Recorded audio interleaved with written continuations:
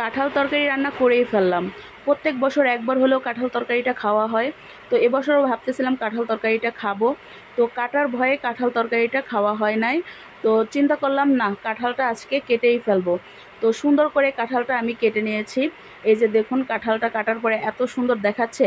তো আজকে আমি এই কাঁঠাল তরকারিটা রান্না করব মুরগির পা গিলা কলিজা দিয়ে। তো এই কাঁঠাল তরকারিটা কিন্তু গরুর মাংস দিয়ে রান্না করলেও অনেক ভালো লাগে। তো আজকে আমি একটু ভিন্ন রকমভাবে রান্না করব। কড়াইতে তেল দিয়ে দিয়েছিলাম, তার ভিতরে কিছু পেঁয়াজ আমি ভেজে নিয়েছি এবং পাটাতে বেটে মশলাগুলি আমি দিয়ে দিচ্ছি। মশলার ভিতরে ছিল আদা বাটা, রসুন বাটা, জিরা বাটা।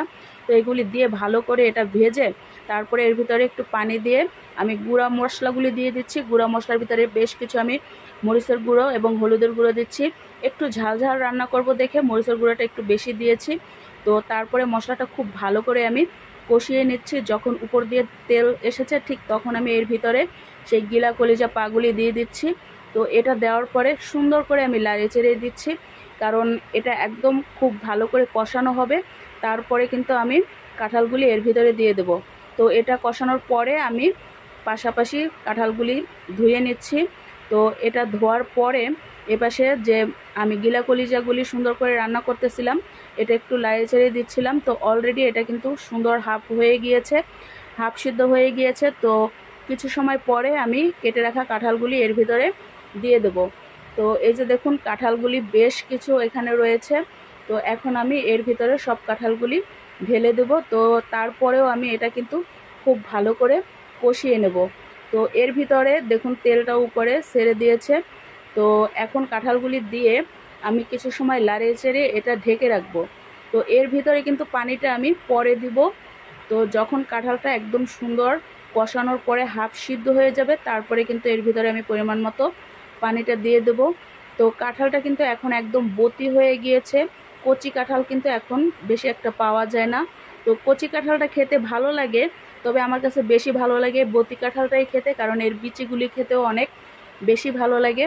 তো এই যে দেখুন, একদম সুন্দর উপরে কাঁঠালগুলি দেখা যাচ্ছে এবং কালারটাও এত সুন্দর দেখাচ্ছে, খুব সুন্দর গন্ধ বেরিয়ে গিয়েছে। তো কাঁঠাল তরকারি এখনও যারা খান নাই, তো আপনাদের বাড়িতে বা বাজারে যদি গিয়ে থাকেন কাঁঠালটা কিন্তু দেখতে পাবেন। তো আপনারা একটু ভালো করে কেটে তারপরে ঠিক এইভাবে রান্না করবেন। তো এখন আমি এর ভিতরে পরিমাণ মতো পানি দেব। তো অলরেডি পানিটা আমি দিয়েছি, আরও কিছু এর ভিতরে পানি দেওয়া হবে। কাঁঠালটা কিন্তু আমি অনেক ঝোল রান্না করব না, একটু মাখা মাখা রান্না করব। তো আরও কিছু পানি আমি এর ভিতরে দিয়ে দিচ্ছি। তো এখন আমি লাড়িয়ে চাড়িয়ে আবারও কিছু সময়ের জন্য এই কাঁঠাল তরকারিটা ঢেকে দেব। তো কাঁঠাল তরকারিটা কিন্তু রান্না করলে একদম মাংসের মতনই স্বাদ লাগে এবং খেতেও কিন্তু অনেক ভালো লাগে। তো এই যে দেখুন, কাঁঠালের কালারটা অনেক সুন্দর দেখাচ্ছে। তো কাঁঠাল তরকারি অনেক জায়গায় কিন্তু অনেক রকমভাবেই রান্না করে। তো অনেকে চিংড়ি মাছ দিয়ে রান্না করে, অনেকে আছে গরু মাংস দিয়ে রান্না করে। তো আজকে আমি একদম ভিন্ন রকমভাবে বলছি এই কারণ গিলা কলিজা পা দিয়েই কিন্তু এই কাঁঠাল তরকারিটা আজকে রান্না করতেছি, মাংসের মতোই রান্না করতেছি।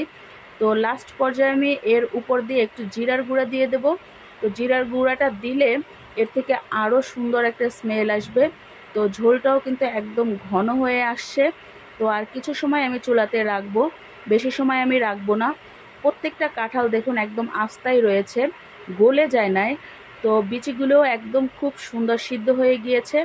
তো এখন আমি চুলার জালটা অলরেডি বন্ধ করে দিয়ে দিয়েছি। তো কাঁঠাল তরকারি আমার রান্না করা হয়ে গিয়েছে ফাইনালি। তো এই কাঁঠাল তরকারি যারা যারা খান না একবার হলেও ট্রাই করবেন। তো আজকের রেসিপিটা আপনাদের কাছে কেমন লেগেছে অবশ্যই আমার কমেন্টস বক্সে জানাবেন। তো ভালো থাকবেন সবাই।